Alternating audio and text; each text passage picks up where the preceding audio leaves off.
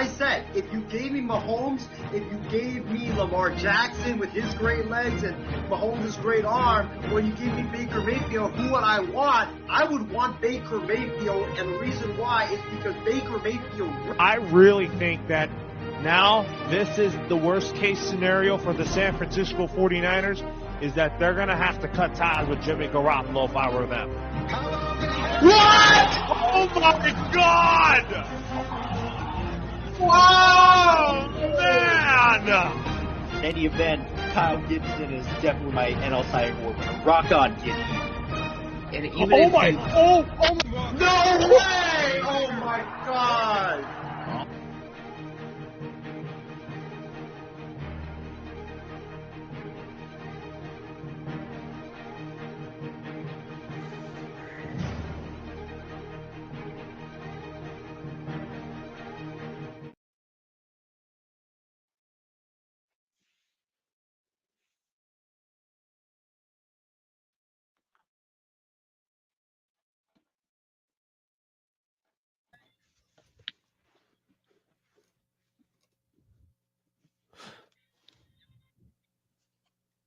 Hello, everyone, and welcome to Sports Weekly, along with Isaiah Leong and Ben Kurse. My name is Lauro Antonio. Happy Sunday to everybody. The Sunday eve of Super Bowl 57, which on Tuesday I announced that we are going to have a Super Bowl special on Tuesday at 8:30 Pacific time. Ben and Isaiah, be sure to be there for that, and we will make our predictions of who will win the big game on Tuesday. And if we have other news and notes around the NFL when it comes to the head coaching news on Extra Point on Tuesday, we will deliver that to you. Fellows, how's it going tonight? Not good at all. Not good at all, man. Isaiah literally comes on. It doesn't look like he's in the mood to have a show tonight, but I think I'm excited. I'm going to give him some hope a little bit tonight, so I'm going to try to cheer him up. Yeah, Ben's gonna try to cheer me up, but I've been looking forward to this show ever since the whole Kyrie thing went down today, and I can't wait to get my rant on, because I told Lauro and Ben before the show, or not before the show, but this morning after everything that went down, that Rob Pelinka, I'm coming for you tonight. Well, yeah. So anyway, so days after he stunned the NBA world and requested a trade, the Brooklyn Nets ended up trading Kyrie Irving to the Dallas Mavericks in exchange for Spencer Dinwiddie, who is now back with the Brooklyn Nets. Dorian Finney-Smith is now a member of the Nets, and then you get a first-round pick in 29 and a second-round pick in 2027.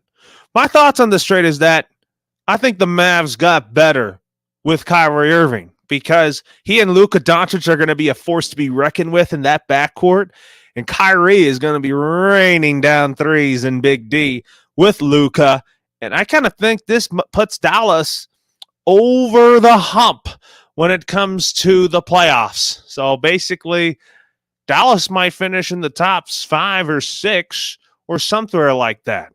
That's my reaction to this trade. I'll start with Isaiah on this. What was your thoughts on the Kyrie Irving trade? Where do I begin? Let me start, before I get to the Lakers part, let me just start by saying this. Kevin Durant and Kyrie Irving, the offseason that they signed with the Brooklyn Nets, there was so much hype around that duo, and there was so much hype around the eventual big three that was Durant, Irving, and James Harden. And then there was the hype around the Durant, Irving, and Ben Simmons big three. The Kevin Durant, Kyrie Irving era in Brooklyn was a massive flop. I don't think anybody can dispute that. I think that if you look back at, with the book closed on the Kyrie Irving, Kevin Durant era in Brooklyn, this was a massive flop. You only won one playoff series with Kevin Durant and Kyrie Irving, two players that are arguably top 5 at their respective positions. You only win one playoff series, and they only played 76 games total together with the Brooklyn Nets, and it was a tenure surrounded by drama and chaos and, you know, a lot of stuff that a lot of people don't see nowadays in the NBA. This was a flop. This was a massive flop. I don't think that anybody, when Durant and Irving both signed with the Brooklyn Nets, saw this coming. I don't think anybody saw this ending the way it did and how everything transpired. And I don't think anybody, if you had asked anybody how Durant and Irving would do in Brooklyn, you probably say, you know, by the time that they're done playing together, they probably have one championship or they have two championships. But not only do you not have a championship, but you only have one playoff series win, and that's it. This was a massive flop. I agree with you, Lauro, for the Dallas Mavericks. They got tremendously better. Dallas needed another superstar to pair with Luka Doncic. Spencer Dinwiddie is a fine player, but Kyrie Irving is Kyrie Irving. He's on a whole nother level. He is a special talent. And Kyrie and Luka, I'm going to be curious to see how both of them, you know, play off one of each other. Because when you look at Kyrie Irving and Luka's game, both guys need the ball to be successful. So how are they going to complement each other? That is my biggest concern. And don't forget, Kyrie Irving, he's only there as a rental, most likely, because he hasn't had any extension talks with the Dallas Mavericks, and who knows if he will even be able to last the half season with the Dallas Mavericks drama-free. So Dallas got better. Brooklyn, you know, that was a massive flop, and, you know, I'm pretty, you know, I'll say this, that they got a decent package, but looking at all the packages that are out there that are being reported now, I think that Brooklyn came out on the wrong side of this thing and on the short side with the deal that they got. But to the part that you guys all have been waiting for me to hear about or to talk about, the Los Angeles Lakers. Lauro and Ben and all of our viewers that are watching right now, let me just say this. I am beyond disgusted. I am beyond pissed off. I am beyond embarrassed to be a Los Angeles Lakers fan today. Today is the worst day in my life as a Los Angeles Lakers fan. Lauro, I don't know about you. You could probably say 2008 when we lost to the Celtics. That might have been your worst day. But for me, today is the worst day of my life as a Los Angeles Lakers fan. This is the biggest fumble in NBA history. The Los Angeles Lakers and Rob Pelinka, I honestly don't know how you managed to fumble this. Kyrie Irving wanted desperately to be a Los Angeles Laker. You know, he had been sending signals, whether it was in the offseason, when the whole drama around Kyrie first started, and then when he requested a trade, he had been sending signals that he wanted to be a Los Angeles Laker. And he wanted to play for the franchise that his idol, Kobe Bryant, played for. He wanted to wear the prestigious purple and gold. He wanted to be a Laker. And all you just had to do was give up those 2027 and 2029 first-round picks. And all you just had to give up was Austin Reeves, Max Christie, two young players, two fine players. But let's face it, those guys are not Kyrie Irving. All you just had to do was give up that and what Russell Westbrook, obviously, to balance out the money, and you would have gotten Kyrie Irving next to LeBron James and Anthony Davis, and you would have maximized this, not only this Lakers season, but you would have also maximized the Lakers championship contending window. Because right now, let's face it, with Anthony Davis and LeBron James, there's no window right now. The window is slammed shut. But with Kyrie Irving, you could have pushed that thing wide open. And you know, a lot of people, I guarantee you, would say this, the Lakers with Kyrie Irving and LeBron and AD, they would be the top team in the West. They would be the championship contending team that everybody had thought of when LeBron James signed with the Lakers back in 2016 or 2018, I mean. But no, Rob Pelinka, you decided to prioritize kids right now that are in middle school over winning an NBA championship. By the time you pick these players in 2027 and 2029, these players right now are in middle school.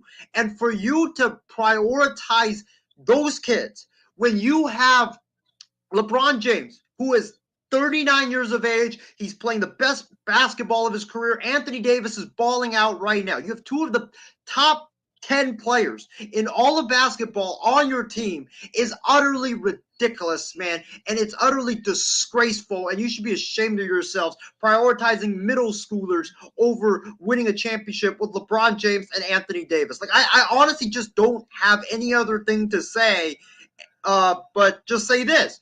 Rob Pelinka needs to go. This man did not complete this roster for the Lakers. He had Carmelo Anthony, which he could have added, did not sign Carmelo Anthony. Why? Not because Melo couldn't shoot, but because Melo was quote-unquote too old. So he doesn't complete the roster necessary to win. He, after the 2020 team wins, he completely disbands the roster. And then, he now it can't make the Kyrie trade when Kyrie desperately wanted to be a Los Angeles Laker and reunite with LeBron James and Anthony Davis. Rob Pelinka needs to go. This man is the problem. I said this last night on Isaiah Unfiltered that if Rob Pelinka did not land Kyrie Irving, that he needed to be fired. His job was on the line in this Kyrie Irving sweepstakes because you kept telling us, oh, we're going to save our 2027, 2029 first-round picks for when we can land a star that can help us win. Well, that star was right there, Kyrie Irving. It was right there for you to take, and he threw you a lifeline, a miraculous lifeline on Friday afternoon when he requested a trade. That request by Kyrie Irving basically saved your season. And all you just had to do was trade those two picks, trade Austin Reeves, trade Max Christie, trade Russell Westbrook, and you would have landed Kyrie Irving. But no, you decided, now we're just going to save the two picks that are right now kids that are playing basketball in middle school right now. It's absolutely ridiculous, man. The Lakers, I don't know what can they do. The only way that Rob Pelinka can redeem himself from this is if he somehow, some way manages to land Zach LaVine from the Chicago Bulls. But other than that, this is a massive disappointment. This is a extremely humiliating and embarrassing day in Lakerland. And Rob Pelinka needs to go. And I threw this idea out in our group chat a couple hours ago. If I'm Jeannie Buss right now, not only do I move off of Rob Pelinka, but I am sending one of those first-round picks to Ben's Boston Celtics to try to get Brad Stevens. Because Brad Stevens would be absolutely amazing for the Lakers. I don't think it would happen, but that's the type of move that would give this franchise a jolt. What has gone on in the Lakers front office has been embarrassing for the last 3 years, and today represented another example of why the Lakers front office is so damn incompetent and why a cat could literally run this front office better than what Rob Pelinka did. It's a disgrace. It is a joke. And as a Laker fan, man, it's exhausting, it's humiliating, and it's probably the most frustrating and depressing day that I've been a part of as a Laker fan today. What about you, Ben? What was your reaction to Kyrie Irving getting traded to the Dallas Mavericks? Yeah, well, first of all, I'm not surprised that he wanted out. This guy has been an absolute head case. I encompassed it as a Celtics fan with him being on my Boston Celtics. This guy, the first time we got him, I was jumping up. I was just like, man, this feels great because for years and years and years, it's like we never got that big star. Yes, we had guys like Paul Pierce. We had, Kevin Garnett and, all that. But Kyrie Irving, just a new voice and stuff like that. You bring him in with Jason Tatum and Jaylen Brown, kind of like a little bit of a big three, and start to kind of see Jaylen Brown and Jason Tatum starts to elevate. And then you see right before I believe the start of one of the seasons a couple years ago, Kyrie Irving's like, "What's up, fans? I'm ready to sign. I'm going to be here for the long run." And look what happens. He literally gives us a slap in the face, and he decides to move on to Brooklyn. Brooklyn essentially is just like, oh, yep, we're going crazy. You know, he's going to be here. We have Kevin Durant. We have this guy. We're going to be here. I'm not going away and stuff like that for the long haul. And look what happens. This guy is not reliable to be on a basketball team. As great as he is, and as great as his talent is, this guy is just not reliable. This guy gives me, I know this is a little bit of a hot take, but I know this is a show of hot takes. This guy gives me Antonio Brown vibes in an NBA environment. A guy that has a ton of talent, but essentially psychologically, there's no entire way that you can trust him distraction-wise. He's just a distraction, on the court, off the court. And I think personally, and this might be another hot take of mine, I think personally he's sick and tired of getting, his ass beat against my Boston Celtics, because he's been seeing the writing on the wall in terms of the team that played before him with all the guys around him, Marcus Smart, Jaylen Brown, stuff like that. He's just like, it's like, well, I'm going to keep on staying in the East if he knows essentially what the perennial is in that team, and the Boston Celtics or the Milwaukee Bucks, and keep on getting my ass beat. But that's beside the point. Isaiah, I get it. You're frustrated. I get it that this is definitely was something that you guys had potentially in mind.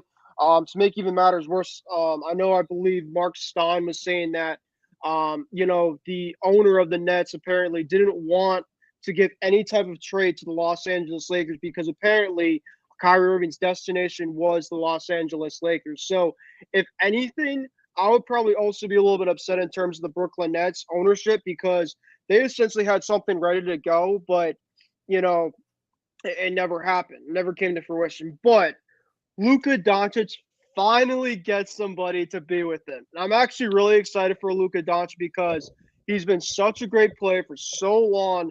And essentially now you get a ball handler with him in Kyrie Irving that essentially you could do a lot of fun stuff with that. Mark Cuban, I give you my props. I mean, this guy has been absolutely great for the organization, the Dallas Mavericks.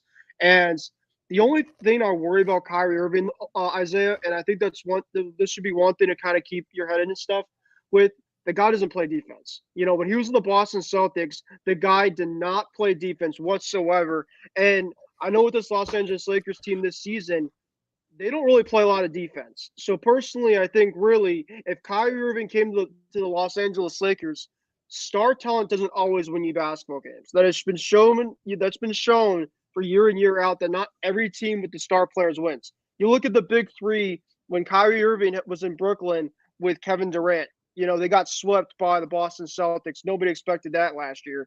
Kyrie Irving a couple years ago on star teams.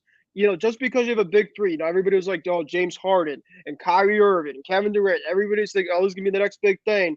And it barely lasted. So I'm not saying, Isaiah, be happy that Kyrie Irving never came over, because I understand your frustration, deservedly so. But I also think that there's also some silver linings of what I think encompasses as a Celtics fan, the Kyrie Irving. The guy's an absolute head case. He's not trusted. I get if you want to be a Laker. I think he says it at this point in time now. But, over the course of a couple of years, it's like, can you even trust him? This is an NBA type of driven league where he's going to go to different, places, kind of look at the situation, like, oh, maybe I can go take a look at there or something like there. The guy's a head case. And I think if you're the Lakers, I think personally there's a couple of things that you can take a look at that he can be even better in situations. One, go out to see what Chris Paul's availability is for the Phoenix Suns. I think Chris Paul, with that basketball team, a guy that's a veteran type of player, he's not going to, give you all the drama and stuff like that. And personally, I don't think he's going to, give the amount of, points like Kyrie Irving, but I also think that he's going to be a facilitator and a guy that can really just be like, helping out with LeBron James and Anthony Davis. Zach LaVine, another guy. I think that I know we'll talk more about, who's going to stay and who's going to go via the NBA trade deadline, but between him or Bradley Beal, I know, Isaiah, you were talking about, I want Bradley Beal and purple and yellow. Think about those guys. I know that, Kyrie Irving is a great player, but I personally think that he's not the end-all be-all type of thing, where I think if the Lakers go out and start to make some moves, I think the biggest thing for the Lakers, though, Isaiah and Lauro, you've got to move on from Russell Westbrook. That's the one thing. If I were a Laker fan right now, I'd be more pissed about, because you put so much into that contract, and the guy is legitimately out there just shooting bricks left and right half the time, and he's on the bench. And I just don't know specifically what you do with him. I really don't know. That's the person I would be more, upset about. And I get it, Isaiah. You're upset about Kyrie and stuff like I said, deservedly so.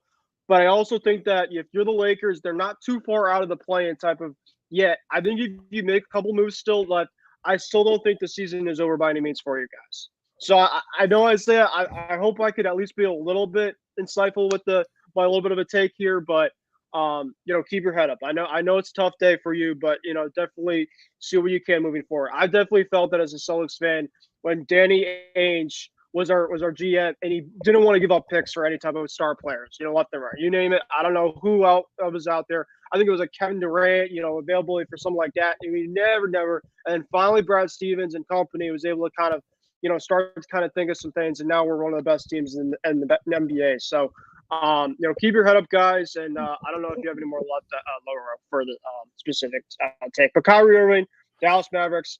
Anyways, Casey King says that Lakers need a clean house. They need to sell the team and get a new GM. And yes, trading LeBron, Westbrook, and AD and rebuild, yes. I don't know.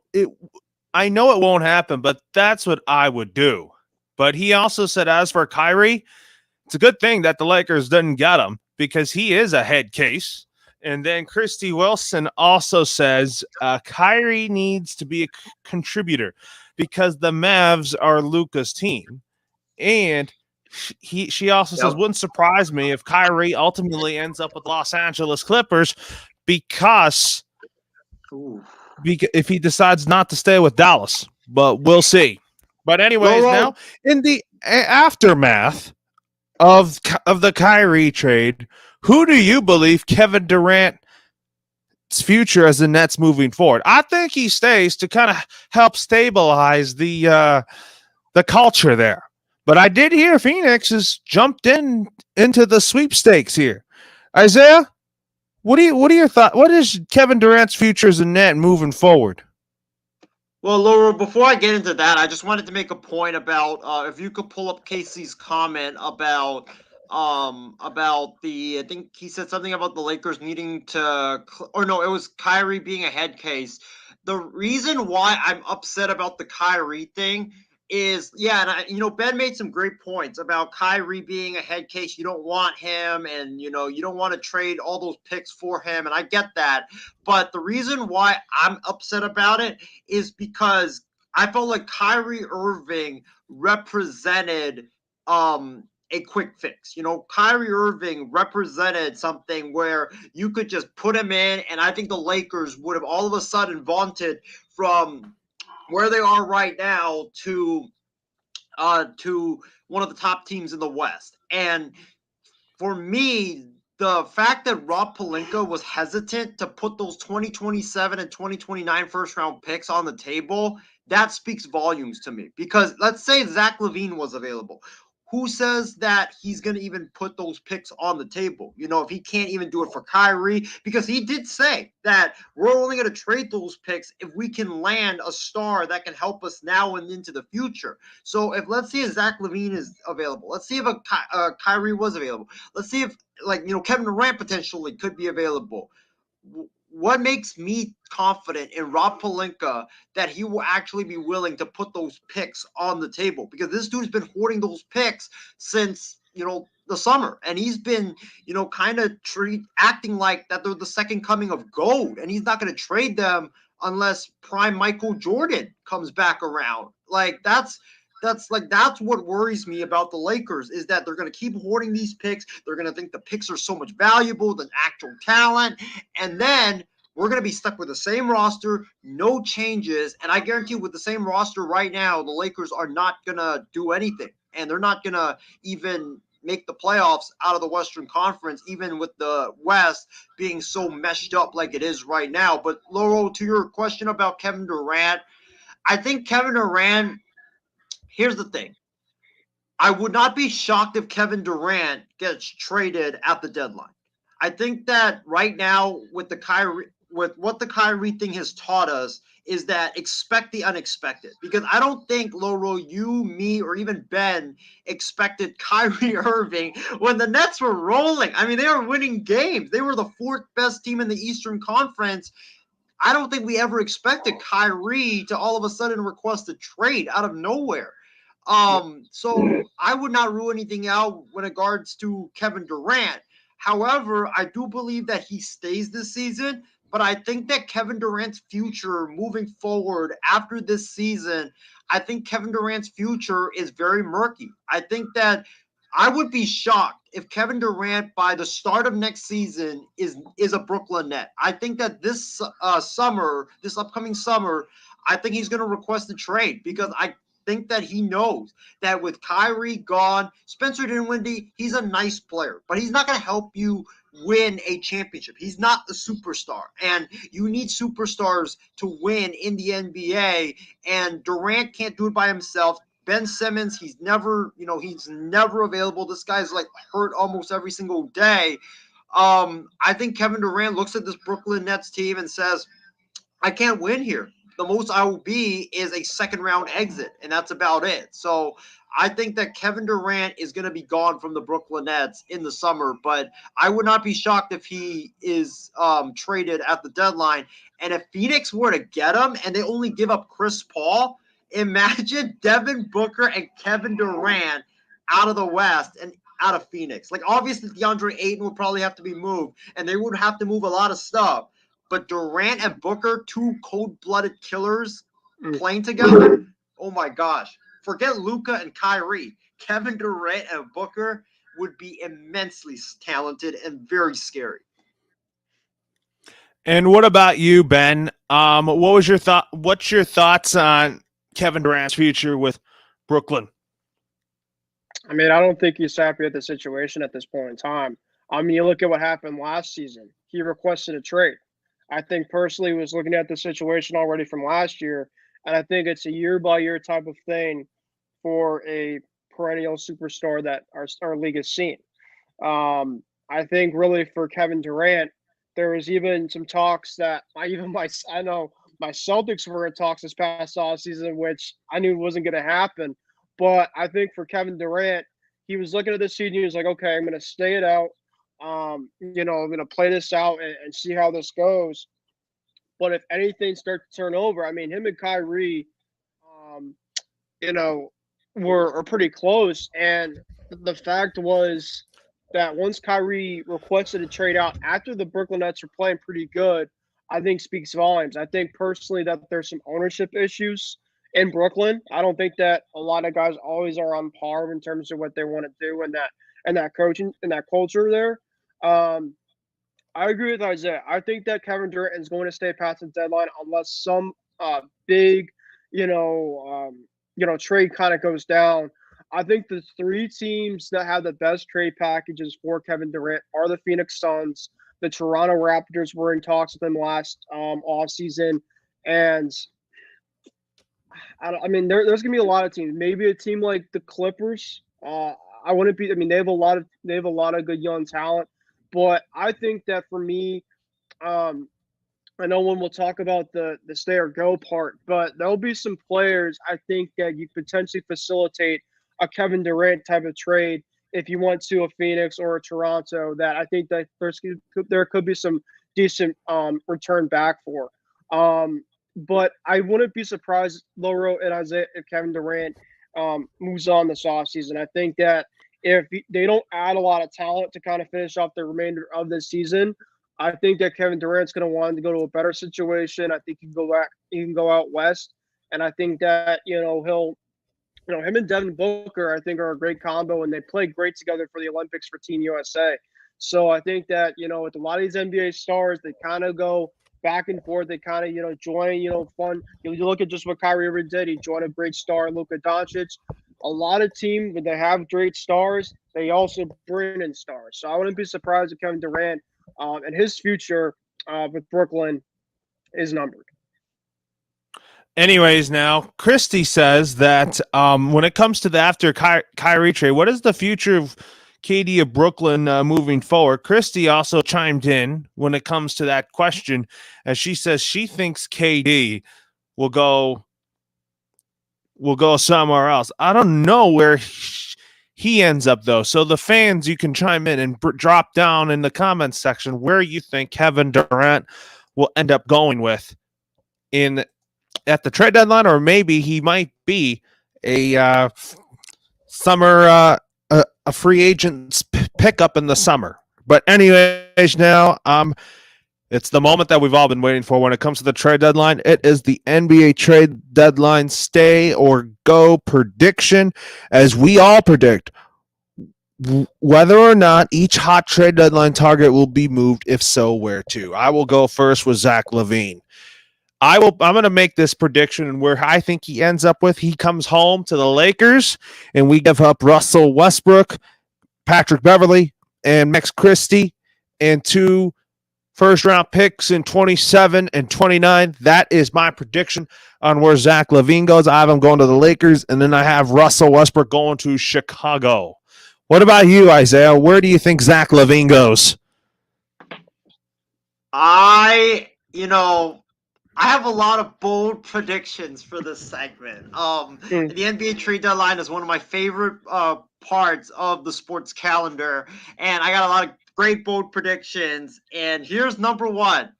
I think that there's 2 guys on our list. There's one we'll talk about later on, but these 2 are going to be traded to the same team. I think that we're going to get a Woj bomb on Thursday afternoon, that the Lakers have traded for Zach LaVine and Lonzo Ball, because the Bulls they need to make a decision, because DeMar DeRozan and Zach LaVine, they don't coexist. They can't play together. They both need the ball in their hands. They're basically the same player. So they need to ship one out. They need to trade one. And Zach LaVine has had attitude issues. He's gotten into fights in the locker room. And Zach LaVine's younger. Zach LaVine is a clutch client. He's from UCLA. He makes a lot of money. It makes a lot of sense for the Lakers to trade those 2027, 2029 first-round picks and Russell Westbrook, Max Christie, Austin Reeves, and go and get Zach LaVine. But I think the Bulls will want something else also. They will want someone to take on Lonzo Ball's contract, because he's got like 2 years left. He's got knee issues. He hasn't played in a year and a half. Who knows if he is actually going to ever play again. And I think that Rob Pelinka and the front office will believe that, hey, we missed out on Kyrie Irving. We have to get the Zach LaVine deal done, or else who knows? In the offseason, we might see LeBron and AD both request a trade. So they got to do something to please LeBron. This roster needs a shakeup, and you bring in a guy in Zach LaVine that can shoot the ball extremely well, that can play without the basketball, that can handle the basketball when LeBron needs to sit down. He can run the offense. He's a very explosive player.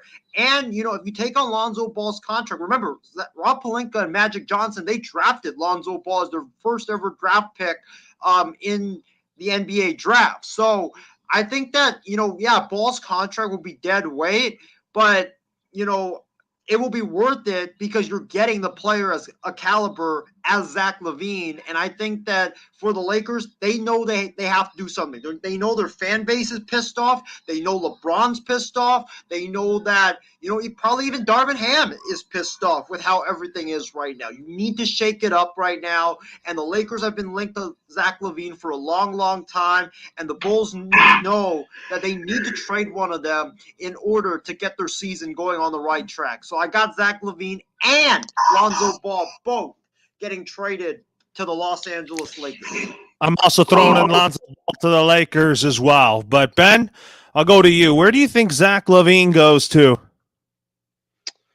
I think he's going to go to the New York Knicks. I think that the New York Knicks could have another perennial star. He would play another big market like he would in Chicago. I think that Jalen Brunson and Julius Randle could have another great star to join them in the Big Apple.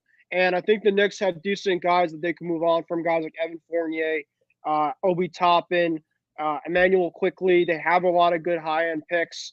And so I wouldn't be surprised if the New York Knicks go out and make a move for a guy, Zach LaVine, that could, if you get a kind of a little bit of a big three with Julius Randle, who's had a bit of a bounce back year this year, averaging about 25, 27 a game. Jalen Brunson's had a fantastic season. I think personally got snubbed from the All-Star game this season. And then you add Zach LaVine.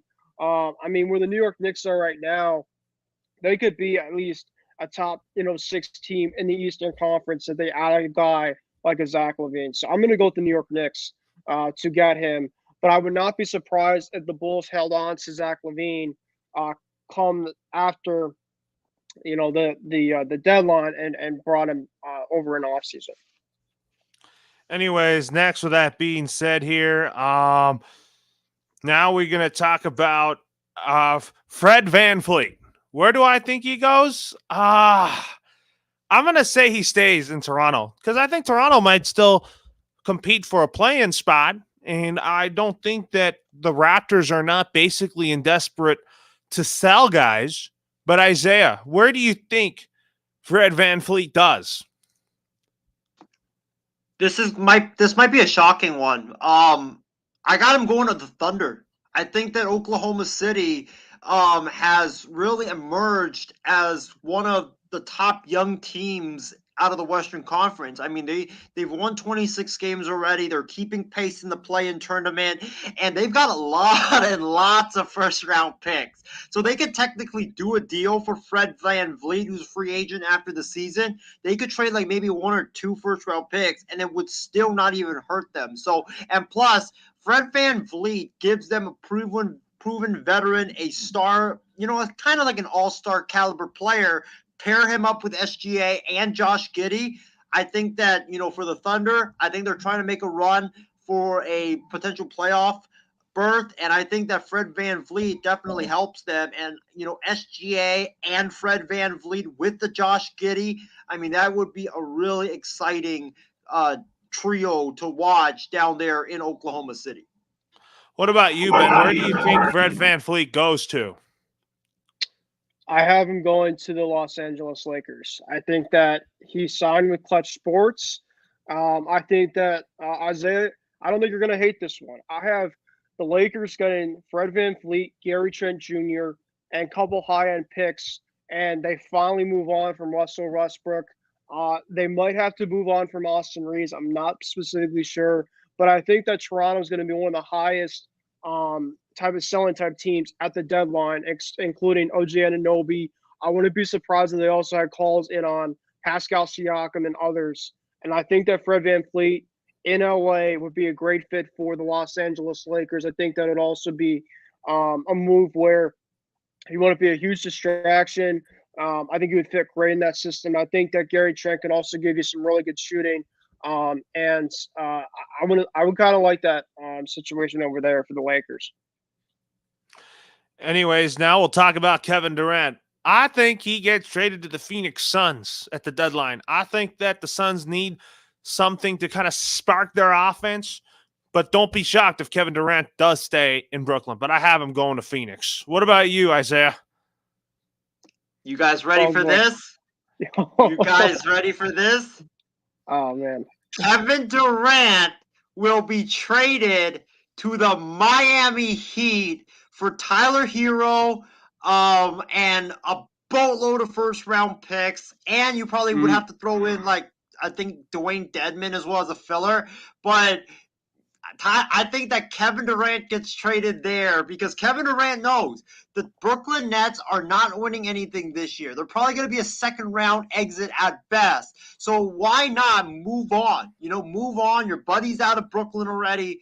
You need to move on. The Miami Heat were very interested in Kevin Durant. They have been like Ben's Boston Celtics before they became the best team in the NBA. They were looking for a superstar. They were constantly looking for a superstar, but they kept striking out. And I think that Miami knows that not a lot of players, unfortunately, are signing with the Miami Heat. So you got to go out and trade players. And Kyle Lowry, they tried to get him. He has looked like he's washed up.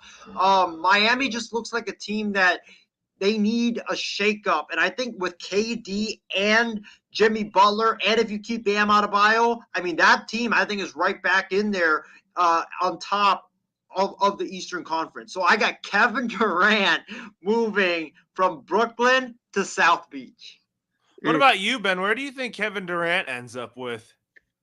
Isaiah, I don't hate that, especially because a guy like LeBron who played in South Beach, KD and LeBron are really close. I would not be surprised if that happened. I think he stays. I think either he's going to stay out after past the deadline, and I think that he's going to be the biggest guy this offseason in the NBA that will be getting moves. And I'm going to go with Isaiah. Loro. I think he's going to go to the Phoenix Suns. I think the Phoenix Suns have the best offer for him.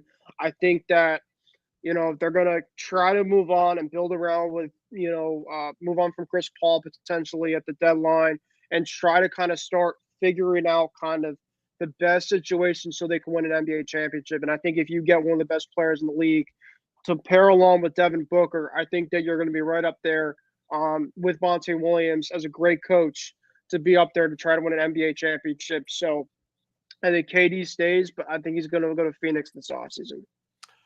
Next, we talk about Mike Conley. I think Mike Conley stays in Utah. And I'll say that because the Jazz are not far off from that playing spot. They could still find a way to make it to the playoffs and somehow. What about you, Isaiah? Where does Mike Conley do?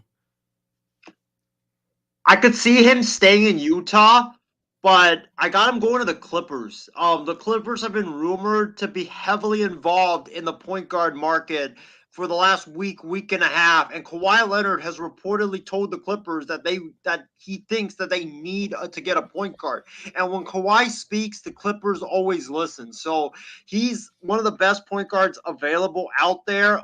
You're going to be able to get him for less than the price of, let's say, of D'Angelo Russell, Kyrie Irving. He's that kind of like the third best point guard on the market. So I could see the Clippers going out there. He's a veteran. Veterans like to play with other veterans.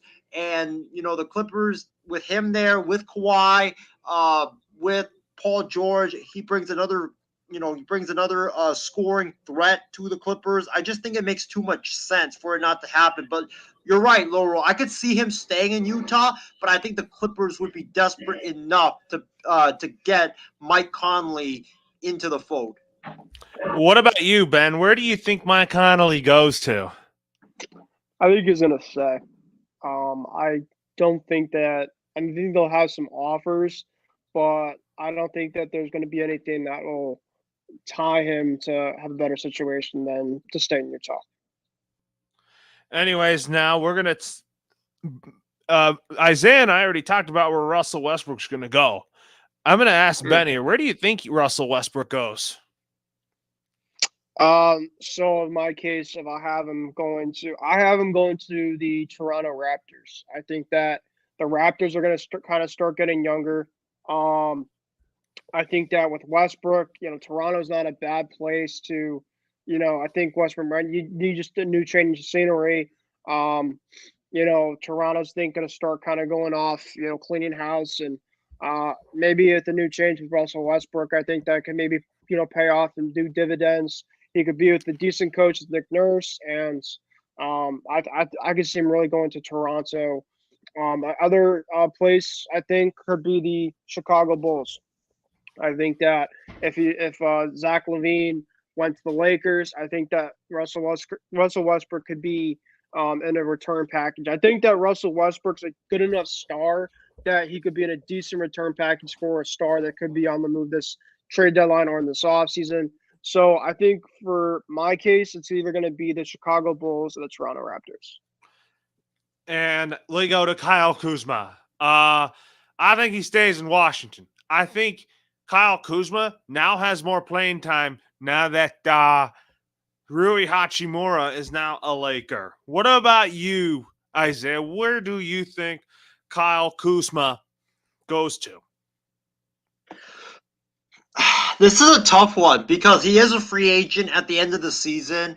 And I could see him at a lot of places. But another thing is that I could see him staying in Washington because he has really done well and flourished in Washington because, he is a guy that's getting a lot of shots in Washington, getting the ball a lot. So, if I had to say where he's gonna go, I'm leaning towards him staying in Washington just because I think the situation is really good for him. But here's a place that I would not be shocked that he goes to. And this is with Kevin Durant, like, if he does stay. I would not be shocked if he goes to the Brooklyn Nets because they need another scorer now that Kyrie Irving is a member of the Dallas Mavericks. And Kyle Kuzma, you could get him for cheap because he is a free agent at the end of the season, and the Wizards wouldn't be demanding like a lot of first-round picks and a massive haul for him because they know he's most likely going to leave after the season. But I'm going to pick Washington just because I think the role that he's in right now is too good for him to pass up. And if he goes somewhere else, he's going to be back to what he was with the Lakers and not being a happy camper. What about you, Ben? Where does Kyle Kuzma end up with? I think he stays. I was fortunate enough to go see a Wizards game when I saw my buddy down in DC, and I think that overall, I think Wizards fans really treat him great. It's in a basketball environment where it's not over the top. I know it's in DC, it's in a decent market, but I think that you kind of build around a guy like a Kyle Kuzma in Washington, where outside of Bradley Beal and Kristaps Porzingis, they don't have a lot of big on stars. And I'm not saying Kyle Kuzma is a big star, but he's a big good get for the Wizards, which is a team that is still trying to get better and better year after year. I think that for me, I think he's going to get traded in the offseason. Now we talk about scary Terry Rozier. I think he stays in Charlotte because you know what? He might be auditioning for the future with LaMelo Ball here. What about you, Isaiah? Wow. This is one that's really tough. You know what? I think this is so tough. Wow.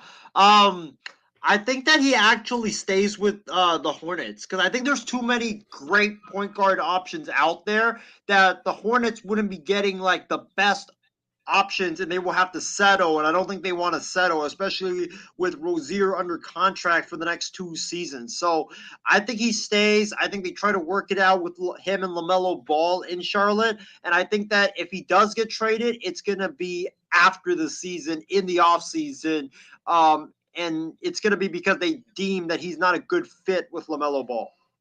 What about you, Ben? Where do you think does Terry Rozier get traded? I do.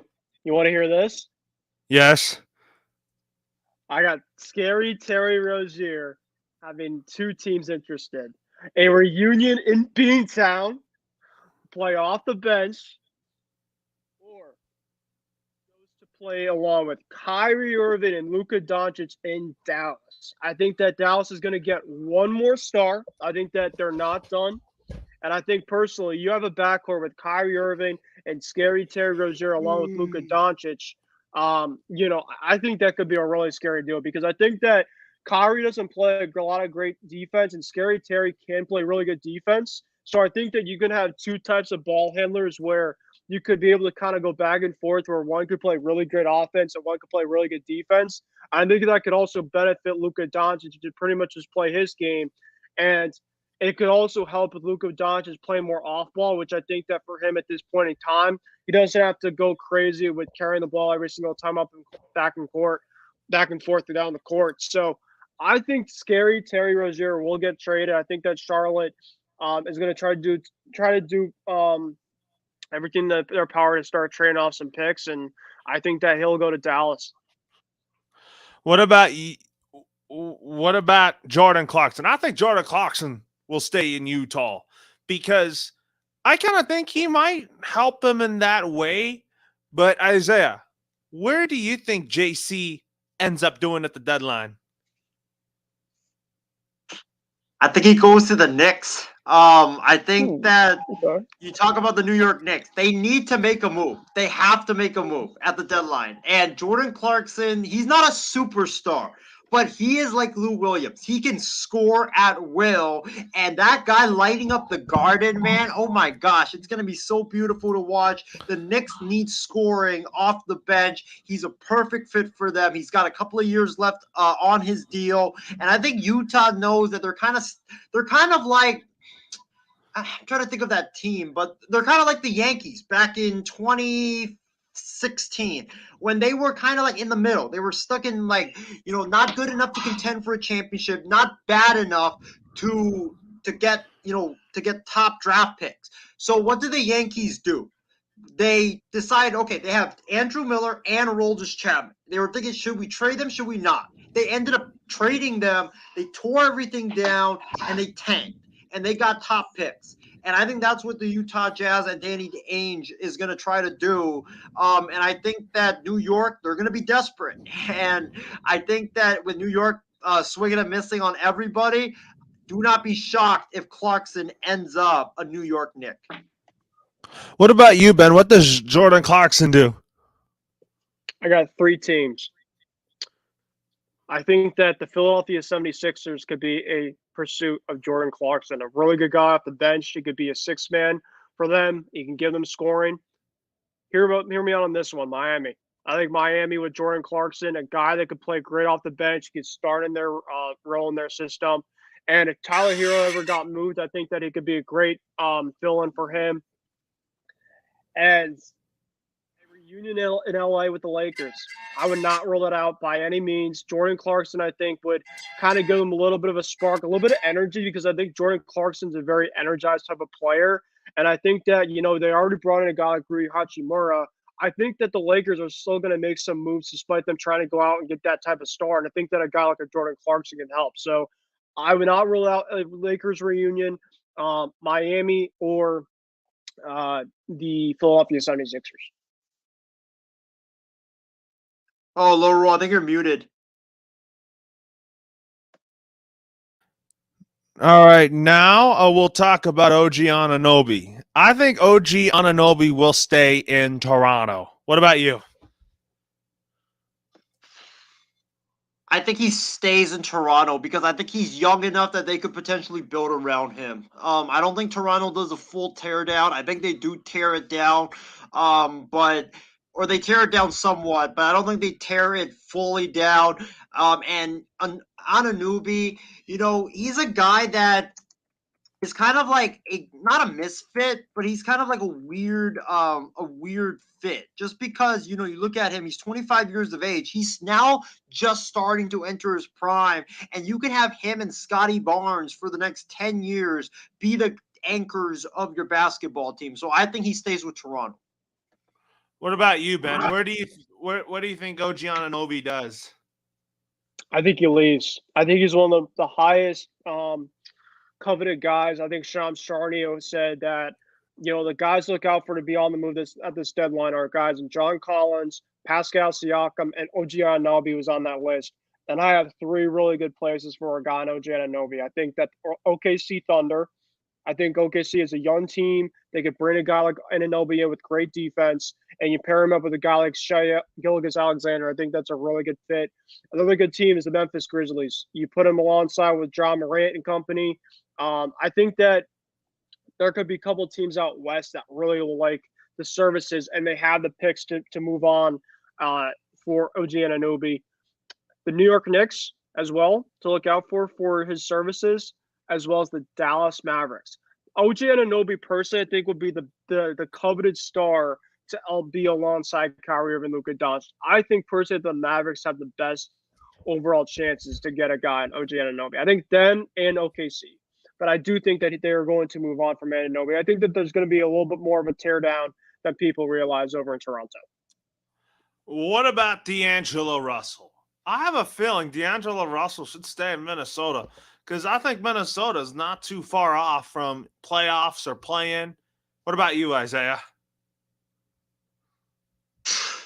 Oh wow. This is another shocking trade. Not as shocking as the other ones that I've thrown in, but this is probably going to be shocking as well.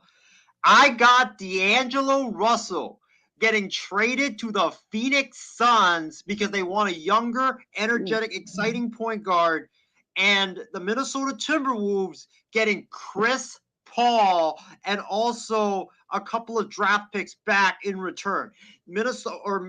Phoenix gets a younger, energetic point guard in D'Angelo Russell, who is very good friends with Devin Booker. Minnesota gets to, remain in contention for a playoff spot with Chris Paul and Karl-Anthony Towns and Anthony Edwards. They get a true leader on their basketball team and a guy that, has been to an NBA Finals before. I think it makes too much sense for these two parties not to duke out a trade.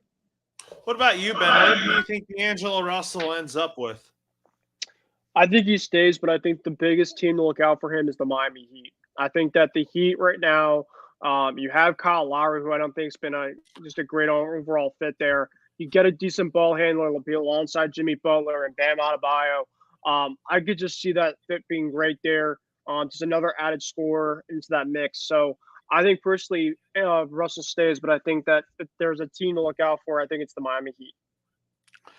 And then Ben, where do you think Lonzo Ball goes to? I think he stays. I think that right now he's hurt, and I don't think personally that there's going to be any teams right now that have their services for a guy that's injured. And I think personally that they could probably take a look at this offseason or next year and see what they can do for a Lonzo Ball trade. But I don't think with the way that things are right now with him, I think with just a lot of teams will back off from his injury specifics from this past season, and I don't think that they're going to try to get a trade for him. So I think he's going to stay. For Nikola Vucevic, I still think he'll be a Bull. What about you, Isaiah? You guys ready for this? Yeah. I got Nikola Vucevic going to the Golden State Warriors. Forget this, and you guys might walk off the set on me. I got Nikola Vucevic going to the Warriors in exchange for Klay Thompson. I think that when you look at the Warriors, their biggest weakness is the big man in the middle. James Wiseman has not been good. He's been a bust so far. And Klay Thompson, he's looked good in spurts, but he looks like that he's over the hill. And they have a ready-made replacement in Jordan Poole that can slide into the shooting guard spot, who's been waiting to take the wings. You're not going to pay Jordan Poole $80 million or whatever to be a bench piece. No, you're going to pay him that much money to be the starter. And I think that for the Bulls, they lack three-point shooting. They lack a good wing defender. That's what Klay Thompson is. You can have DeMar DeRozan play small forward. You can have Klay play shooting guard. And then all you just would need is, a point guard. That's all you would need. And you could have, DeRozan handle the ball as well. But, I think that it's time for Klay Thompson and the Warriors to move on. And I think that for the Warriors, it's going to be a bittersweet trade, but I think they do it just because Vucevic is a beast in the middle. He fits the Warriors' offense. He can move. He's a guy that can stretch out, shoot the three like Brook Lopez. He works perfectly into the Warriors' offense as a great Warriors big would. So I got him going to the Golden State Warriors, and I got Alex Caruso going to the Warriors as well in that deal. What about you, Ben? Where do you think Nikola Vucevic ends up with? You ready for this? Yeah. I got Nikola Vucevic back to the Orlando Magic. I think that personally for him, he really liked playing there.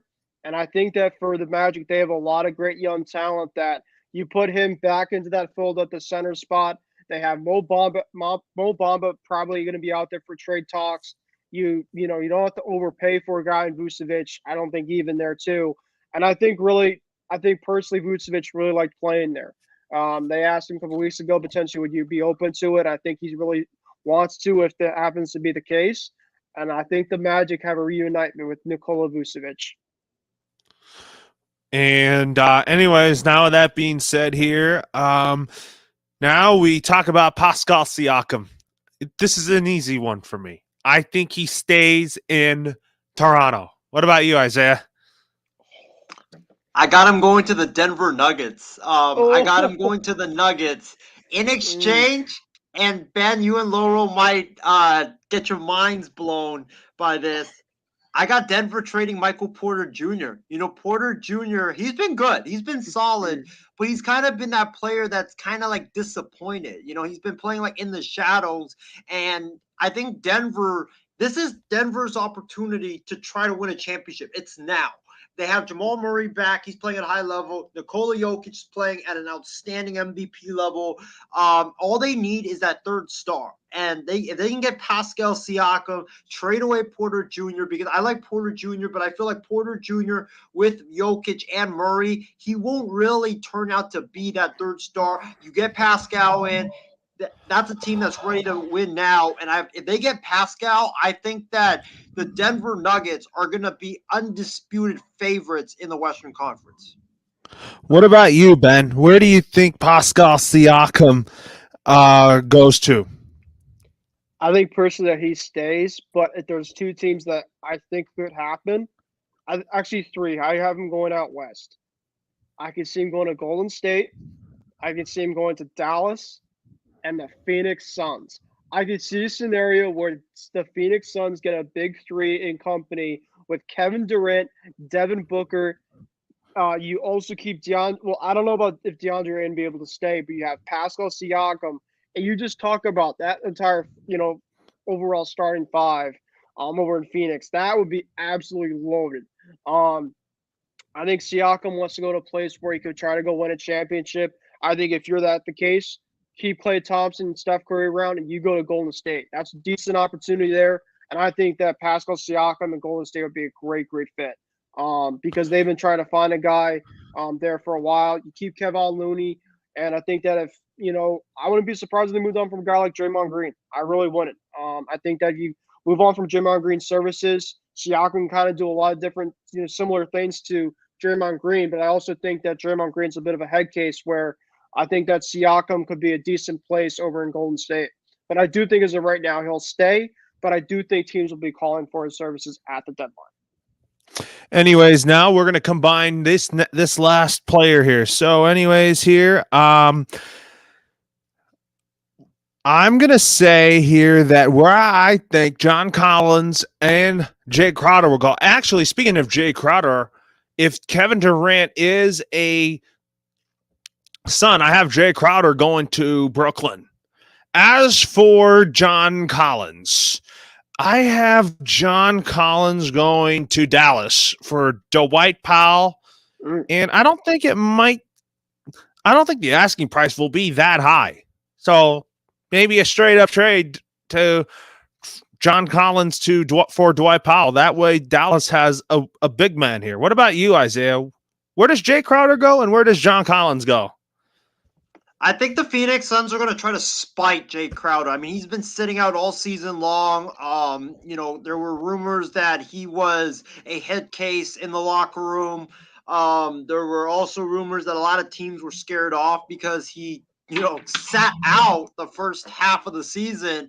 I think that he's going to end up landing on a non-competitive team. And I think that they're going to, get him because the Phoenix Suns have to trade him or else he's going to sit the season out and he's a free agent after the season and they're not going to get anything back in return. So I got Jay Crowder actually getting traded. Get this, fellas, a second round pick with the San Antonio Spurs. I think that Phoenix is just going to say okay, we got to trade you. You're disgruntled. Everybody knows you're disgruntled. Nobody's paying a high price to go and get you. And I think that they're going to settle on a bad deal that nobody or the Spurs are just going to be like, okay, second round pick for Jay Crowder. Why not? And then they're going to just trade for him. It's going to, help them tank obviously, but I think the Phoenix Suns, I think this is a situation that's just gotten way too messy, and it's a situation that you really can't get much value out of, unlike what happened with Ben Simmons last year. What about you, Ben? Where do you think both Jay Crowder and John Collins end up with?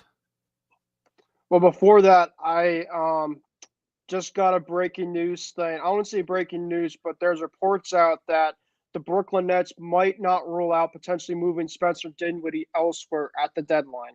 Apparently, there's been reports out as of right now that might be the case. So that was just kind of something I read. But John Collins specifically, I could see a couple teams. I could see Dallas. I like the fit there. Portland. I think Portland, the Trailblazers could have a decent guy at the front court. I wouldn't be shocked if Portland also try to unload and also add at the same time. They have really some good talent there. And Miami Heat. I think the Miami Heat, you have a guy with Bam Adebayo there at the front court, and I think that could really help John Collins elevate his game even more alongside down south. So a couple places. Another place, too, that could be a wild card is the Sacramento Kings. I think that the Kings are in a place where they're a young type of team, but I think that you start to add some pieces there, and you might get something going there. So those are a couple places to watch. Anyways, Isaiah, you forgot about John Collins too. So where do you think he goes? Ben's going to love this. I got him going to Boston. I think that the Celtics have wanted him for a while. And the Celtics need front court help. I like Robert Williams, but he's just too injury prone at this point. And also Grant Williams, you're not going to be able to guard the best bigs in the NBA, like a Jokic or an Embiid or, a Anthony Davis with Grant Williams. So I think that they go out and get John Collins. He won't help you he won't help you guard like the best big men, but he'll help you at least keep up. So I got him going to the Boston Celtics. And Al Horford's getting older too. So you take Al Horford and you keep his minutes off, and you get a guy like Collins. I actually love that fit, Isaiah. And that's not even me just saying as a Celtics fan. I actually love it. So hopefully that happens, but anyways, now guys, we are going to talk about next is some NFL news. Here is that the Carolina Panthers have hired highly acclaimed and extremely talented up-and-coming defensive coordinator Ejiro Evero will be the defensive coordinator for the Carolina Panthers days after new Broncos head coach Sean Payton let him out of his contract and decided to hire someone else as his new DC. So, Isaiah, this is a good move for the Carolina Panthers to get Ejiro Evero to work with Frank Reich and lead the Carolina Panthers defense. I think the Carolina Panthers defense is going to be still good here. But as for what's next for the Denver Broncos at defensive coordinator, where do you see this going in Denver with Sean Payton and what his next move would be at defensive coordinator? As far as this move, I love this move for the Carolina Panthers because Evero is one of the best young up-and-coming defensive coordinators in football. This guy is the Sean McVay and Kyle Shanahan of defensive football. This is a guy that last year nobody knew about him, but then he goes into Denver, and Denver, even without Bradley Chubb, Denver has one of the best defenses in all of football. So this guy is extremely impressive. He's a guy that a lot of teams should have been calling, and a lot of teams were, and Frank Reich got an amazing hire by Evero, and I think Evero is going to do a great job with that Panthers defense. That Panthers defense was already stout with Steve Wilkes calling the plays and Phil Snow, but now with Evero coming in, oh my gosh, I think they'll be extremely scary to watch. And I like what the Panthers have done this offseason, hiring Reich and, Evero now. I love the coaching hires that they've made this offseason.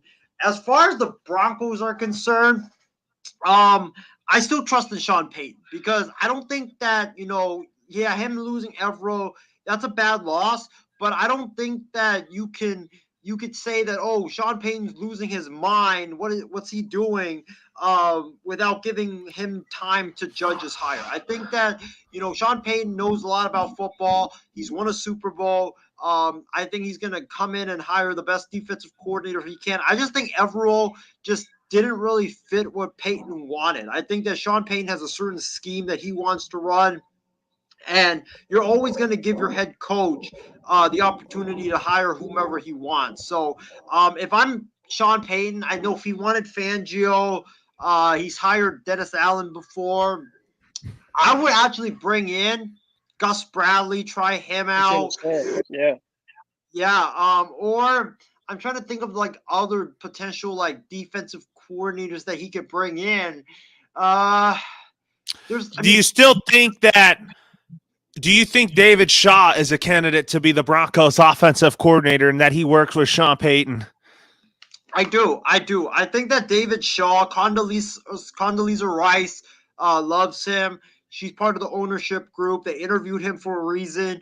And he has a relationship with Sean Payton. I think he's going to be on the staff, whether it's offensive coordinator or quarterbacks coach, who knows? But I guarantee you he's going to be on the staff. But as far as DC is concerned, I mean, Brian Flores would be a great get, but I think he might be heading to Yeah, but Arizona. Brian Flores might be headed to Arizona. But Yeah. my prediction is that for the Broncos, offensive coordinators David Shaw and Joe Lombardi will be the quarterbacks coach. But Makes I'm sense. also Makes not sense. ruling. I'm also not ruling out Clint Kubiak to get a bit of a promotion, and he being the offensive coordinator for the Broncos. Sean Payton would love to work with him, which I know he would. Yeah. But are you saying that David Shaw will be on the staff in some sorts? I think he'll be on the staff as of some sort. I don't know his exact title, but I think he's going to be on the staff as well as.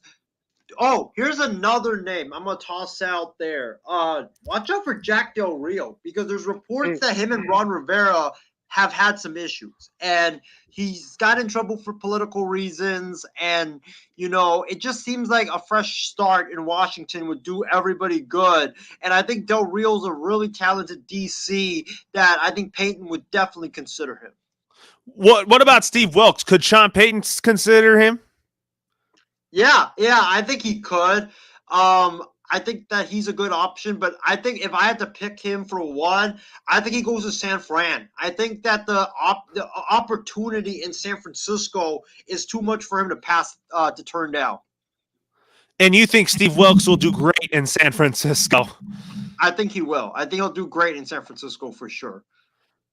And then, Ben, you talk about Adro Averio, now the new defensive coordinator in Carolina. What is next for Sean Payton when it comes to him building his staff in Denver? Well, first of all, I got to say my overall bro prediction already for next season. I know Isaiah loves to do those early.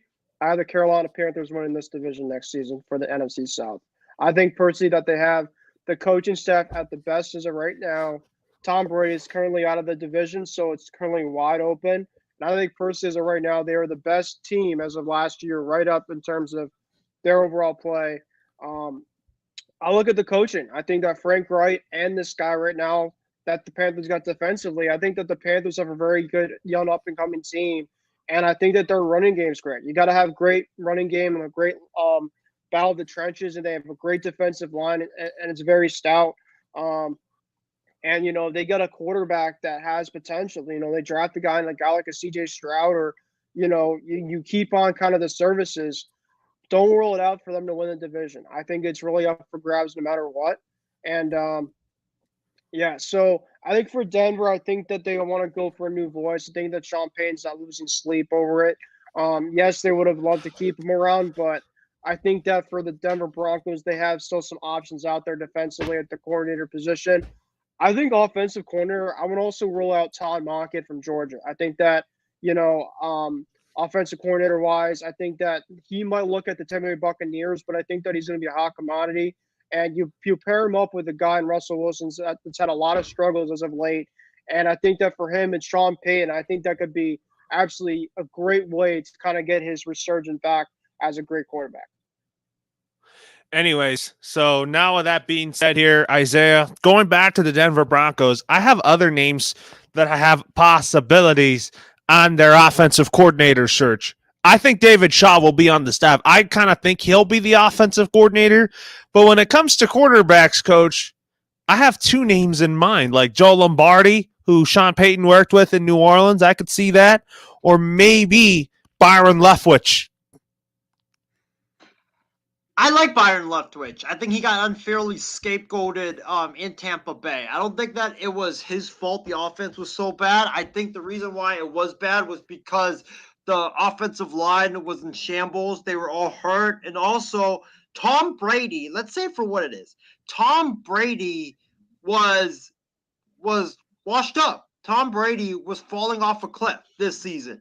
And, I think that if they gave him like a Kyle Trask, or if they gave him like Trevor Lawrence, or if they gave him someone else, I think he would actually show that he's a really good offensive mind. So I think he got scapegoated. But I think to him to go to Denver, I like the name Loro, but I think he wants a job where he's calling the plays on offense, and he wouldn't be able to do that in Denver because we both know that Sean Payton will be calling the plays in Denver. David Shaw, here's why I don't think David Shaw will be OC. I don't think David Shaw will be OC because I think that he just got out of a long stint as the Stanford coach. I don't think he wants to get back into like full-time coaching just yet. I think that he wants to get back into a position that's not that stressful. And I think quarterbacks coach, where you're just working with one position, I think that is actually, or even running backs coach, because he's done that before. I think that is for him much better and much less stressful than being the offensive coordinator. So you think David Shaw will still be on Sean Payton's coaching staff of the Broncos in some capacity? Yeah, I do. I think that I could see him as the running backs coach for the Broncos. I do. I see David Shaw on the staff, but I don't see him in like a big role, just because I think that he wants to get refreshed after just getting out of like a long stint at Stanford. I see David Shaw as the Broncos running backs coach, and then Sean Payton has a different offensive coordinator. Joe Lombardi, maybe? Pete Carmichael? I could see that.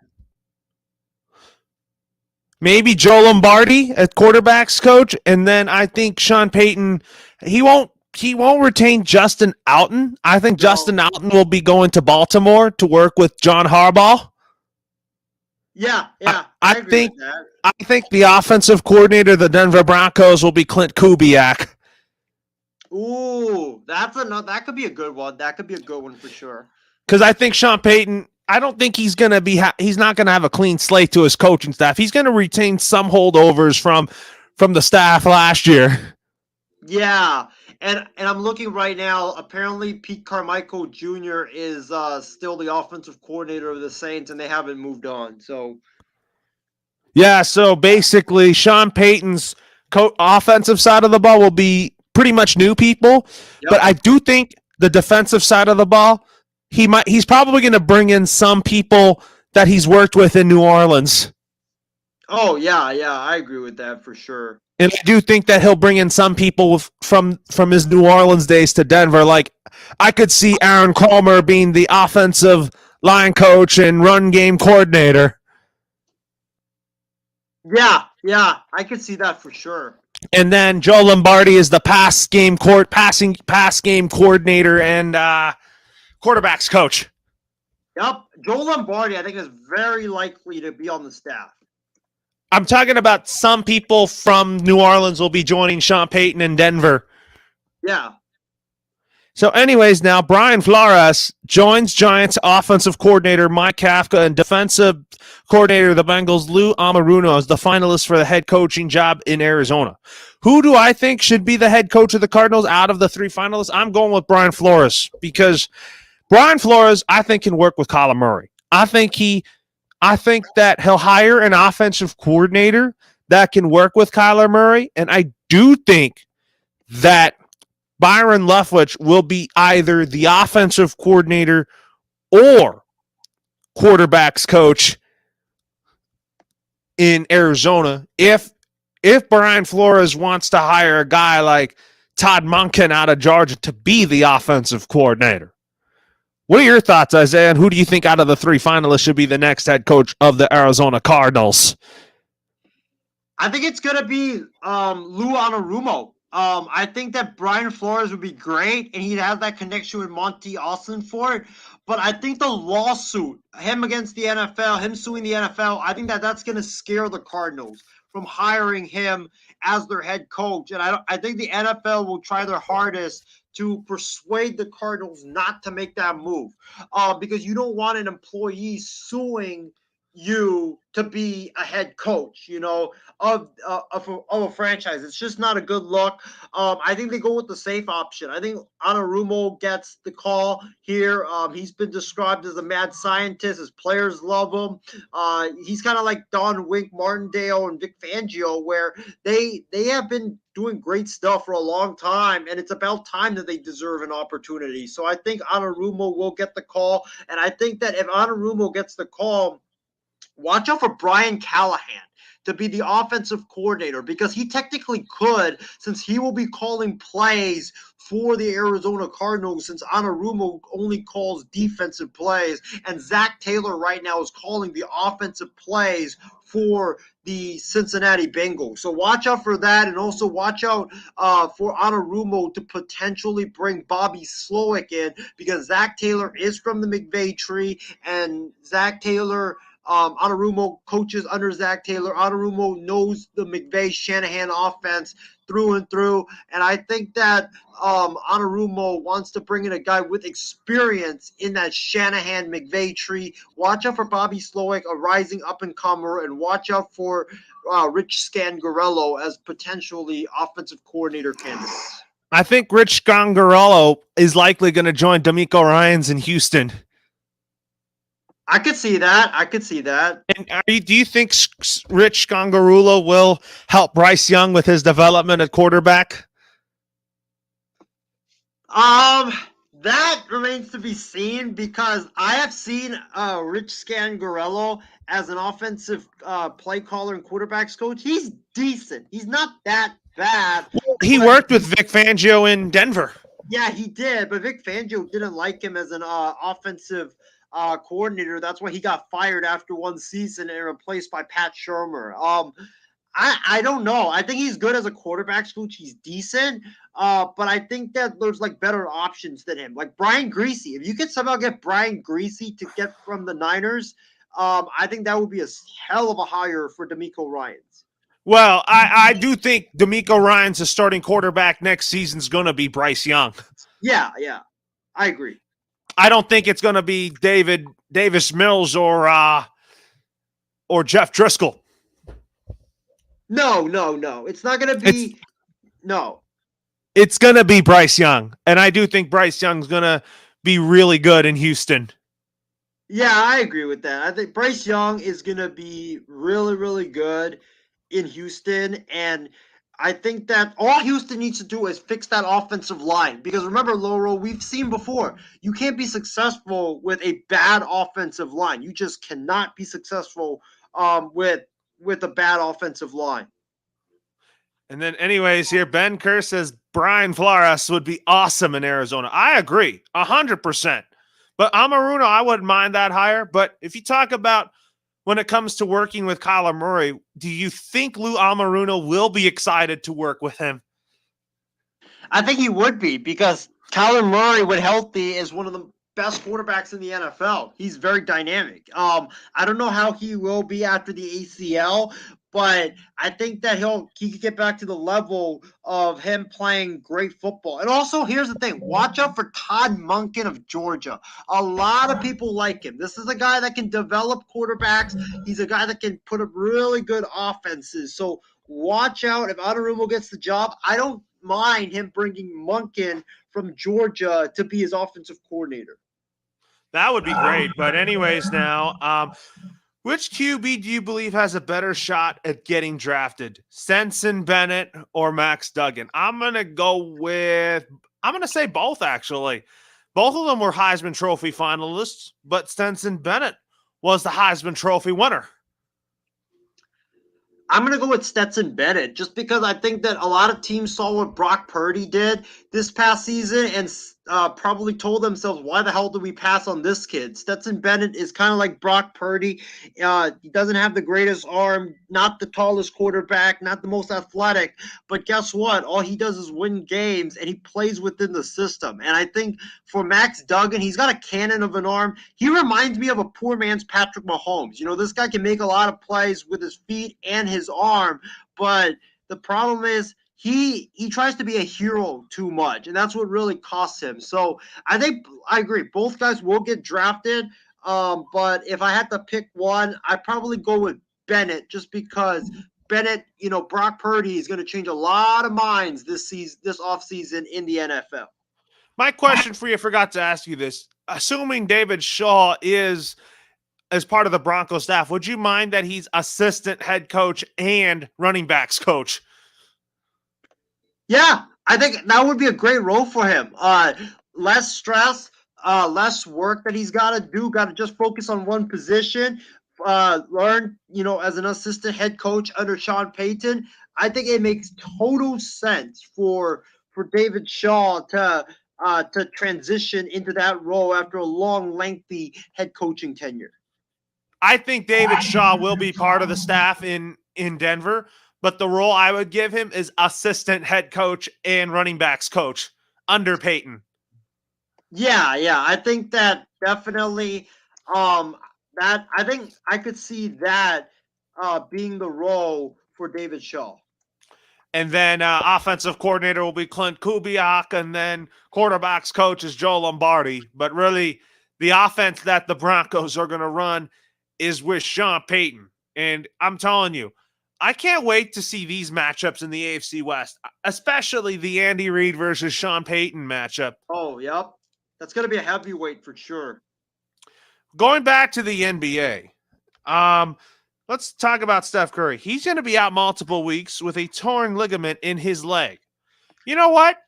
Do I think the Warriors would rush him at this point? No. I think the Warriors are still a playoff team. But I think having a healthy Stephen Curry down the stretch is more important than having an injured Stephen Curry now. I think the Golden State Warriors need to urgently trade for a guy like a Pascal Siakam or a Nikola Vucevic. They need to trade for a difference maker at the deadline, because we saw the Warriors without Steph Curry. They look very inconsistent, and they can't play without it. And when you look at it right now, they're 8th in the West. They're playing better, but still not great. I mean, they're 27-26. They're 7 and Laurel. Get this. Look, I'm looking at this right now. The Golden State Warriors are 7-20 on the road. They're 7-20 on the road. That is not good. And the Warriors, they need to keep winning without Curry's absence to stay afloat. And that's why they need a difference maker. Draymond has been shooting the ball awful this season. Clay's been up and down. Jordan Poole's been really good, but he's had his moments of bad stuff. They need to trade for a difference maker at the deadline, or else when you look at the standings, Laurel, the Golden State Warriors are only 2.5 back or 2.5 ahead of the Lakers for 13th. If they go on a losing streak, if they do not play good basketball, the Golden State Warriors could fall not only out of the top 10 and out of the play-in, but out of the top 12. And by the time Curry comes back, they could be sitting there at 13th or 14th. And that's oh my gosh, that would be a tremendous hole to climb out of and try to get into a play-in tournament. Absolutely. But now, talking about college football, this topic is about my Alabama Crimson Tide, as Nick Saban has hired 2 of his former assistants back to Alabama, as Tommy Rees as the offensive coordinator from Notre Dame, as well as longtime SEC defensive coordinator and Miami defensive coordinator Kevin Steele to be their new OC in DC. You know what? My thoughts on this is that this is good for Saban. But you know what? I still have a lot of faith in Alabama heading into this season, and I do think that they'll find a way to get back in the college football playoff. I'm iffy about these hires because Notre Dame fans did not like Tommy Rees. They thought that his offense was very conservative, and they wanted him out. They were glad that he left. And Kevin Steele, his defense last year at Miami was not good. They were ranked 60th in the entire college football. So I trust Nick Saban, and I trust that, Rees will be running the Alabama offense and not the Tommy Rees offense, because if it's the Tommy Rees offense, then that would be bad. But I'm a bit iffy on these hires. I think that Nick Saban could have done a little bit better, especially an offensive coordinator, than he could have done with Tommy Rees. Should have hired Adam Gase. Adam Gase is part of the Nick Saban tree. Well, and I got a wild one, Laurel. He should have went out and gotten Eric Bieniemy. Oh, Because I mean, at this point, it's Alabama. Like Alabama's like the NFL. And Alabama is my favorite college football team, and Bill O'Brien was just there. Yeah, and you know that people are lining up to coach at Alabama under Nick Saban as offensive coordinator because that can spur you to a head coaching job. So I think that I'm kind of iffy on this hire of Tommy Rees. I think that it's a bad sign when Notre Dame fans wanted to push him out. Yeah, it is kind of a bad sign, though. But you know what? I still expect the expectation level I have for Bama heading into next season still very high. Yeah, I think that when you think about college football next season, I think TCU is going to fall off. I think that Georgia is going to be there. Bama's going to be there, obviously. LSU is going to be there. And Ohio State, too. Ohio State, yeah. Michigan, don't forget about them. I love that Jim Harbaugh staying there. I didn't want him in the NFL, like I told you. Watch out for Texas A&M and Mississippi State with Will Rogers coming back. So there's going to be a lot of good teams next season in college football. It's going to be fun. I also want to thank you that, I can't wait for year 2 of Lincoln Riley at USC. Yes. I forgot about that. USC and Oregon, too, are in the mix. And Deion in Colorado, too. I think Deion Sanders is going to bring prime time in Colorado. Yeah. They're ready for prime time. I'm ready for prime time in the Pac-12. The Pac-12 is going to be – and don't forget Matt Rhule in Nebraska. Matt Rule's going to do great there. He's going to do a great job. Anyways, Ben says he likes Hendon Hooker from Tennessee, that he may have many suitors to play quarterback here. Bring D'Angelo Russell back to Golden State. But he also says, watch out for Spencer Rattler. Laurel, before you go to Ben's next comment, didn't Ben have D'Angelo Russell to Golden State when we made our picks, or did he have someone else? I think he did. I think he did. Yeah, he had a star going to Golden State. I forgot who it was, though. Yeah, he said, watch out for Spencer Rattler in South Carolina. Yep, with the Gamecocks. That's correct. That is correct. You and I both love the SEC, but I'll tell you, me loving UCLA is kind of like you loving Hawaii. Yes. But I agree with that. The Rainbow Warriors. But oh my God, what does Callan have to do with? Why did Callan have to make this comment about that? I'll tell you, Isaiah. I'm telling you, Isaiah. I hope Callan, when we do Batter Up for the upcoming seasons for baseball, I hope he doesn't randomly come on our show. Hey, I'm gonna drop, since I don't know if Ben's listening right now, but speaking of baseball, I'm gonna drop a bold prediction right now. I think the Texas Rangers win the AL West, but we'll talk about that. You gotta save that for when we make our division picks. Yeah. But why are you gonna go big on the Texas Rangers? 2 guys, Bruce Bochy and Jacob deGrom. But we'll save that for a different time for sure. Yeah, we're gonna save that for when we do Batter Up, because we have an announcement to make for when we're going to make our predictions for the Batter Up 2023 season preview. That is going to be before spring training this year. And we will talk about the World Baseball Classic.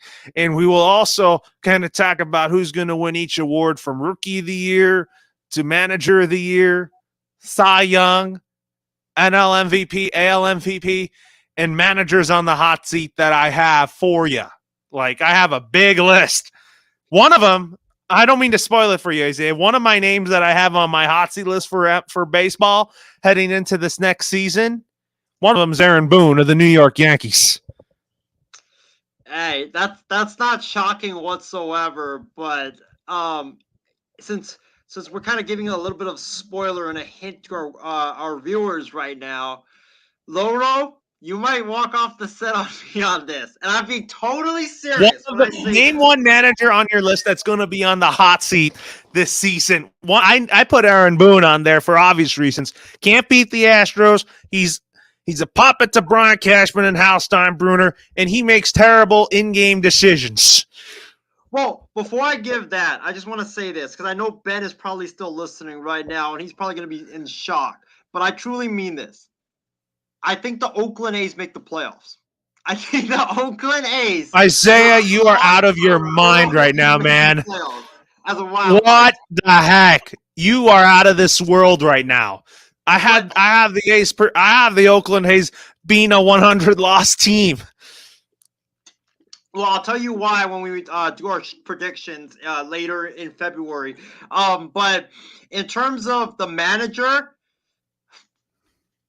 I got a couple. Aaron Boone definitely. Alex Cora is on the hot seat. I think that Alex Cora is on the hot seat. And here's why. A scapegoat. He might get scapegoated. Because if the Red Sox season goes bad, right? If they go bad, I think ownership loves Kyle Bloom too much to fire. I think that you're going to have to scapegoat someone if you lose 90 games, right? So if you lose 90 games, who are you going to scapegoat? I think ownership loves Bloom too much that they're going to fire Cora instead. Or I think Cora and the Reds, I won't be a firing. I think it's going to be a parting of ways instead. And they're going to let Kyle Bloom look for his own manager. Wow. Yeah. I'm shocked because Alex Cora is such a good manager. I really like his style, even though he cheated. But if he were to be fired, Alex Cora would have been a scapegoat. But you're thinking that there might be a scapegoat after the baseball season for the Red Sox. Yeah, I could see it. I could see it. But anyways, here, the Royals, however, they kept Zach Greinke on a 1-year deal worth $8 million. You know what? Zach Greinke's at a point that even though that there's flashes that he still has, he's just getting up there at age. Well, this is a guy that I would have liked the A's to sign. Low costs, high reward. You could deal him if you stink at the trade deadline. I think that, I like the signing for the Royals. The Royals have a lot of young pitchers like a Brady Singer. I'm trying to think off the top of my head. They have a lot of really young pitchers. They also have Bobby Witt Jr., who I think, Loro, he's going to be a superstar in baseball. I don't know if you agree with me on that, but he's going to be a superstar in this league. He had a great rookie season last year, I'll tell you. He did. And he's just going to keep getting better and better and better. But this Royals rebuild is built around Salvi Perez. It is built around Salvi Perez. And when I think about the Royals, I think Greinke's a guy that can mentor these young pitchers. And he's a guy that can be the innings eater for the Royals and save their bullpen. So I do like this move a lot for the Kansas City Royals. I kind of do in some way, but I cannot wait for the season because you said that you had the Rangers winning, but I can't wait to tell you, you and I might be different on who wins the NL East because, my Mets pick didn't work last year. I'm going to stick with it again this year. Yeah. Well, but hey, I just dropped the biggest bombshell on you guys. Athletics making the playoffs. I said that I think that Oakland could maybe sneak in as a wild card team because they've done it. They're not going to, Isaiah. Are you kidding me? Look, Seattle's good. The Rangers are going to get a lot. The Rangers are going to be going to be a lot better.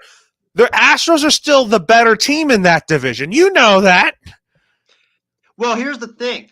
I think right now, when you look at the AL West, I think the Astros, in my opinion, are the third best team in the division because I got Texas over them.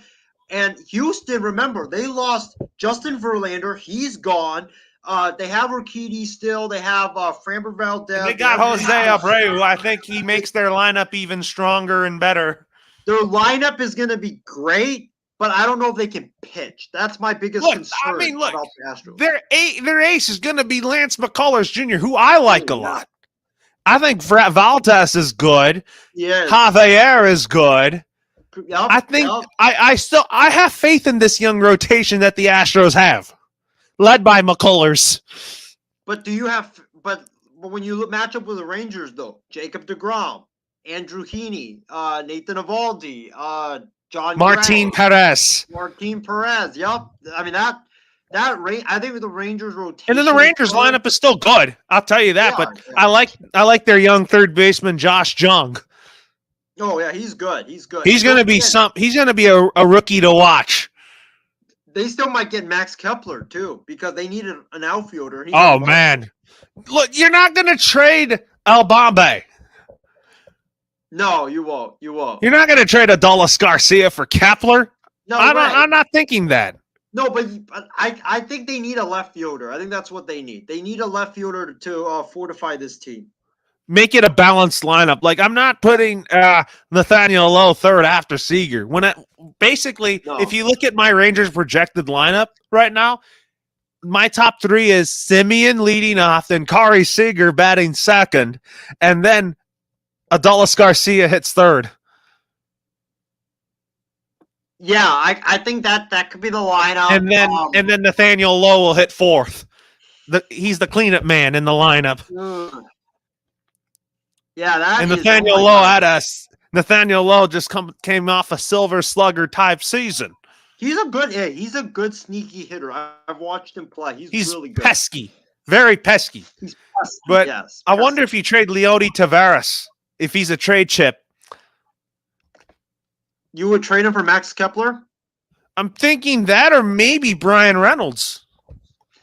Ooh, Brian Reynolds is a really tantalizing option. I like that a lot. But I don't know what I think the Rangers are going to be good, but I think the Rangers are going to be one of the aggressive teams at the deadline.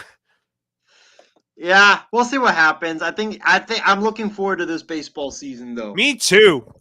My favorite, what I'm most excited about this baseball season is the balanced schedule. I really applaud Rob Manfred for that because there are teams that I want to see my Dodgers play more often with this new scheduling format. For me, I'm looking forward to the A's-Phillies series at the Coliseum, man. I might wear an A's shirt and a Phillies cap or something like that. Are you excited about this balanced schedule? That way you get to see both your A's and Phillies play each other every year. I am. That's kind of the things I'm excited about. And then anyways, here now, we're going to talk about my Dodgers for a minute. They just extended Miguel Rojas to a one-year deal worth $5 million with a club option for $25. I'm telling you, Miguel Rojas, if you look at why the Dodgers got him, it was for depth in the infield. Yeah. I even thought he was going to be our starting shortstop, but now we're trending in the direction that we are going to start Gavin Lux at short with Vargas at second. But in my opinion, I would start Chris Taylor at second base. That way you put Miguel Vargas in left because Miguel Vargas has had a ton of experience playing in left field. And then Max Muncy to third, Freddie Freeman at first, Will Smith behind the dish, Mookie in right. You know the drill. That's where I know my Dodgers are headed. But having a guy like Miguel Rojas, he knows the Dodgers pretty well. I'm excited to have him back. He was the man that saved Clayton Kershaw's no-hitter. Even with the losses that the Dodgers had to endure of Bellinger, JT, and Trey, you know my Dodgers are still going to be a fantastic baseball team. It's going to be a great year for them. Like I'll tell you, out of the Martinez and Syndergaard signings, I like the JD Martinez signing even more because JD Martinez is going to make my lineup even stronger. And JD Martinez is a guy that every Dodger fan is going to love. Let me just say this. Miguel Rojas, not Luis Rojas, but Miguel Rojas. I like this deal because I'm forgetting the name off the top of my head. Who is that prized shortstop for the Dodgers that's in their minor league system right now? The guy that everybody knows is going to take over in a few years. It's Gavin Lux. Yeah, you have Gavin Lux, but don't they also have another young guy? Well, they traded Jacob Amaya in that deal to Miami. But I think Rojas is good because he's a guy that can help you win now. And you don't have to have like some young guy come in there and learn on the job while you are trying to win. So I like this move for the Dodgers. I think that for the Dodgers, I think it's a great move for them. Rojas, you needed a shortstop. He can put the bat on the ball. He's a guy that can come in there and it was actually no, it wasn't Bobby Miller, it was someone else. But I think the Dodgers, this is a good move. It helps them stabilize that position right now, and but the Dodgers expect to start Gavin Lux at short. Gavin Lux at short, yeah. I mean, Gavin Lux is a great player. Gavin Lux is a really good player, and you have Miguel Rojas, who is a contact hitter. He's a guy that is not going to strike out all that much. He's going to hit for power, not a lot of power, but still some power. And he's a guy that I think could really be good towards the bottom of the lineup.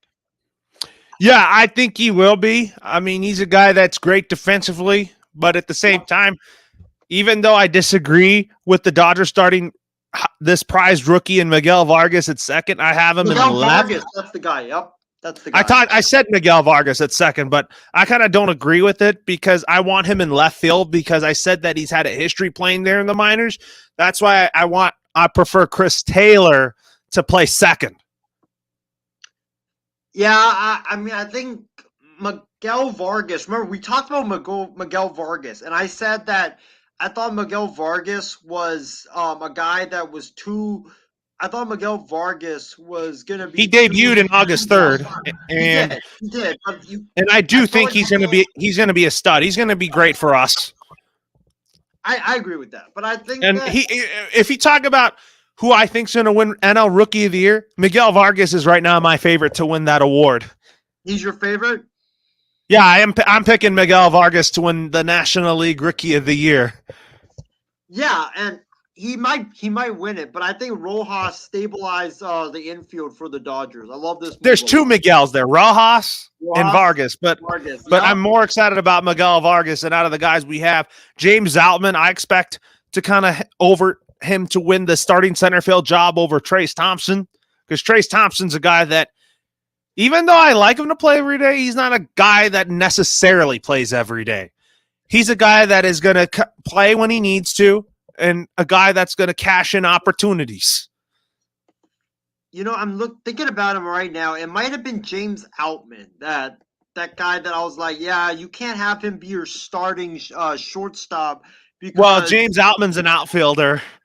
Or he's okay, never mind. Center fielder. He's probably going to replace Cody Bellinger in center field. Okay. Ramon Laureano's a tantalizing option, though. Yeah, I don't think Andrew Friedman's going to want to go in that route, but, and then you talk about the Padres here. The Padres, you think they might close the gap on the Dodgers, but you still think the Dodgers are still the better team. I could see the Padres closing the gap. I like what they've done. All the moves that they've made, Bogart, Soto. And then getting Tatis back is going to be good. Yep, exactly. Don't forget Nelson Cruz. That's a sneaky good move for the Padres. Where does Tatis play when it comes to the outfield, right or left? Oof. I would start him in left. When I play him, when I get MLB The Show, I'm going to put him in left and keep Juan Soto in right. And then I would make my infield of the Padres and my MLB The Show league, Isaiah, with Matt Carpenter at first. Cronenworth at second. I wouldn't want to move him to first because I think Cronenworth's better at second. Bogart's at short, Machado at third, and then Nelly Cruz is the everyday DH.